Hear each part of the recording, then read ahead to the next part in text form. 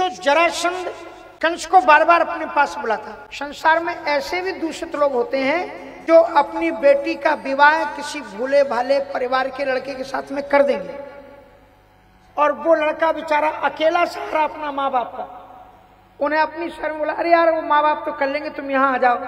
अपनी बेटी से प्रेम ये नहीं सोचना है कि तुम्हारी बेटी जिससे ब्याही हुई है उसके भी 2 माँ बाप हैं, उनकी भी चिंता तुम्हें होनी चाहिए।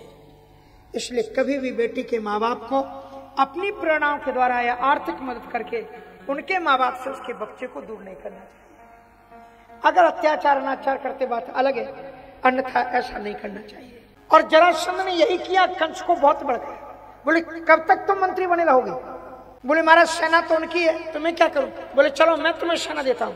और उसने अपनी बेटियों की रक्षा के बहाने जरासंध ने अपनी नास्तिक सेना को कंस के साथ में भेज दिया, मथुरा में आ गई। और अपनी प्राइवेट सेना को अपने साथ में लेकर के कंस ने अत्याचार अनाचार पापाचार भ्रष्टाचार शुरू कर, गायों की हत्याएं होने लगी। 33 करोड़ देवताओं का घर होती है कि गाय, अगर एक गाय की तुम सेवा करते हो तो 33 करोड़ देवताओं की तुम सेवा करते हो। कुंभ में हमने कहा कि गौ माता भी होना चाहिए, तो हमने सोचा कोई भक्त ही से कह दो, तो श्रीवास्तव जी को कहा कि जरा खोज करके लाओ, तो बड़ी सुंदर गौ माता को लेकर के दान किया कुंभ में।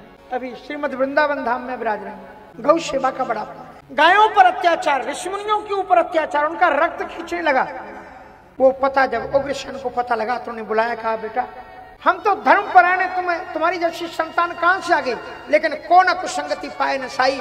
उग्रसेन का बेटा कंस जरासंध की कुसंगति में नास्तिक हो गया। इतना ही नहीं किया, उसने पिता के मना करने पर अपनी सेना को लेकर के पिता के सिंहासन पर चढ़ गया और उसने खुद अपने हाथों से अपने पिता को हथकड़ियां बेड़ियां पहनाई और जेल में डाल दिया और खुद सिंहासन मुकुट धारण करके राजा बन बैठा। हमारी सनातन धर्म में अपने पितरों को पिता को तर्पण करते मरने के बाद, और जिंदा में उसको पानी नहीं पिलाएंगे। एक बात को ध्यान रखना, जिन बच्चों ने जिंदा में अपने माता पिता को दुखी किया है, एक एक दाने के लिए तरसाया है, उनकी सेवा नहीं की है, मरने के बाद में तुम्हारे वो माता पिता तुम्हारे हाथ का पानी नहीं लेंगे।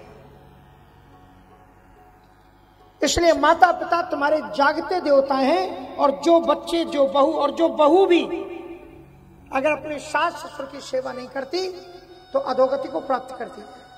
सास ससुर का भी कर्तव्य ये नहीं कि वो बहू को सताएं या कुछ करें,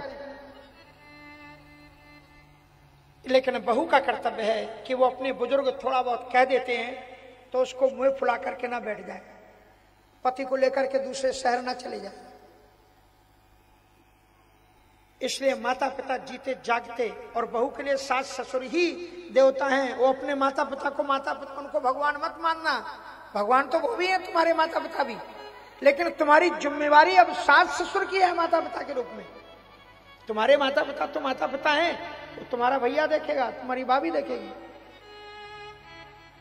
इसलिए बहुओं को चाहिए कि अपने सास ससुर की सेवा करें, सास ससुर को चाहिए कि वो अपनी बेटी मान करके उससे दुलार करें। एक माता जी मिली, महाराज जी ऐसी कृपा करो। उनका कैसी कृपा? बोले सीता जी जैसी बहू आ जाए। हमने कहा माता जी जरूर मिल जाएगी आपको सीता जैसी बहू, लेकिन एक शर्त है। बोले क्या शर्त है बताओ महाराज? बोले आप कौशल्या जी जैसी सास बन जाओ। जिस दिन आप कौशल्या जैसी सास बनोगी उसी दिन आपको सीता जैसी बहू मिल जाएगी, और आप तो बनो ताड़का, और फिर कहो कि सीता जैसी बहू मिल जाए, 7 जन्म में ना मिलेगी। नोट करके रख लो। इसलिए सीधी सी बात है, अपना जीवन अपने परिवार के साथ में अच्छा बनाओ। कथाएं यही सिखाती हैं। देवताओं के पूजन का फल तभी मिलेगा जब परिवार के अंदर तुम अच्छे बनोगे। इसलिए बड़ी सुंदर बात है, कंस के अत्याचार अनाचार पापाचार भ्रष्टाचार से घबरा करके पृथ्वी देवताओं के पास गई। ब्रह्मा जी ने कहा हमेरी कछु न बसाई, जा करते दासी सोई अविनाशी, हमेरी तोर सहाई। और बड़ी सुंदर वर्णन करते हैं कि देवताओं ने किस पर प्रार्थना की, किन मंत्रों से प्रार्थना की। पुरुषम पुरुषोक्तेन, वेदों में जो पुरुषोक्त हैं वो चारों वेदों में है पुरुषोक्त के मंत्र। चारों वेदों में स्वर तो बदल जाते हैं लेकिन ऋषि नहीं बदलते।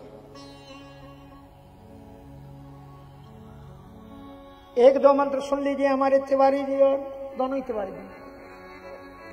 सहस्त्र शीर्षा पुरुषा सहस्राक्षा सहस्रपाद शभूमिकुं सर्वतत्प्रवातकृष्णदशाङ्गुलम् पुरुष एवेदकुं सर्वं जलभूतं यच्च वाप्यम् उतामृतवसये सानो जलन्नेना तिरोहति। पुरुषम पुरुष